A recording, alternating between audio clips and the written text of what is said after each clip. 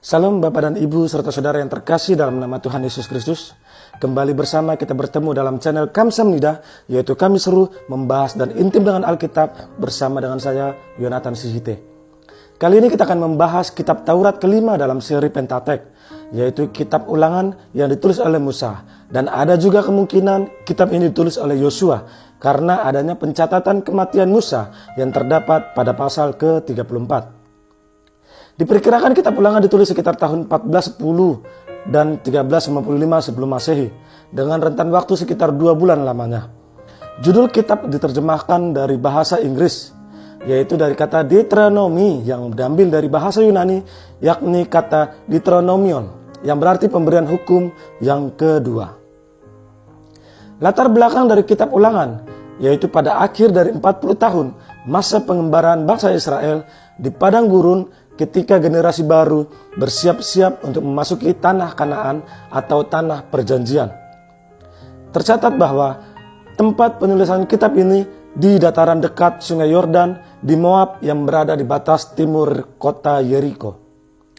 Kitab ini ditujukan kepada generasi baru bangsa Israel.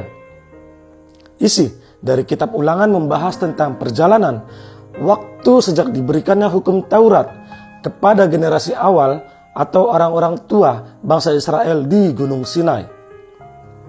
Namun mereka akhirnya meninggal di padang gurun, terkecuali Kaleb dan Yosua. Kemudian generasi baru atau generasi muda umat Israel perlu belajar cara yang benar untuk membangun hubungan yang baik dengan Allah. Sebelum meninggal, Musa menyampaikan 3 nasihat penting bagi umat Israel, dan juga penunjukan Yosua sebagai pengganti Musa dilakukan tepat sebelum kematiannya. Kitab Ulangan banyak mengajarkan cara hidup dalam iman dan ketaatan, peraturan tentang moral dan hukum yang lebih detail, serta pemberian 10 perintah Allah kepada umat Israel yang kembali diulang.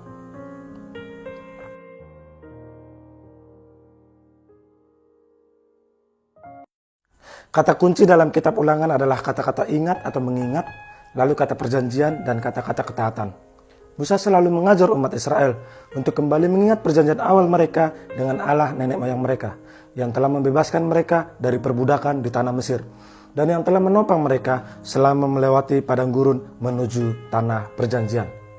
Ketaatan tanpa syarat merupakan hal yang wajib kita lakukan terhadap Allah.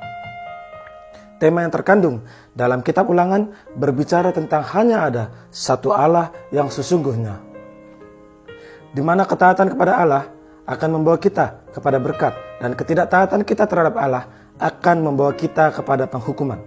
Ulangan berbicara tentang kasih yang sungguh-sungguh kepada Allah dibuktikan dengan kehidupan yang kudus dan kehidupan yang mengasihi terhadap sesamanya. Ulangan juga berbicara tentang kuasa dan kesetiaan Allah senantiasa dapat kita andalkan di saat kita membutuhkannya. Dalam kitab Ulangan terdapat perintah bagi kita agar kita harus mengajar anak-anak kita supaya takut akan Allah dan memegang perintah-perintah Allah senantiasa. Hal ini terdapat dalam pasal yang ke-6. Garis-garis besar yang terdapat di kitab Ulangan antara lain: 1. Nasihat Musa yang pertama, yaitu untuk mempelajari sejarah Israel, terdapat dalam Ulangan pasal yang pertama sampai Ulangan pasal yang keempat. 2. Nasihat Musa yang kedua, yaitu untuk mempelajari hukum Allah, dalam Ulangan pasal yang keempat sampai dengan Ulangan pasal yang ke-11. Bagaimana penerapan hukum Allah terdapat pada Ulangan pasal yang ke-12 sampai Ulangan pasal yang ke-26. Juga membahas tentang berkat dan kutuk terdapat dalam Ulangan pasal yang ke-27 dan Ulangan pasal yang ke-28.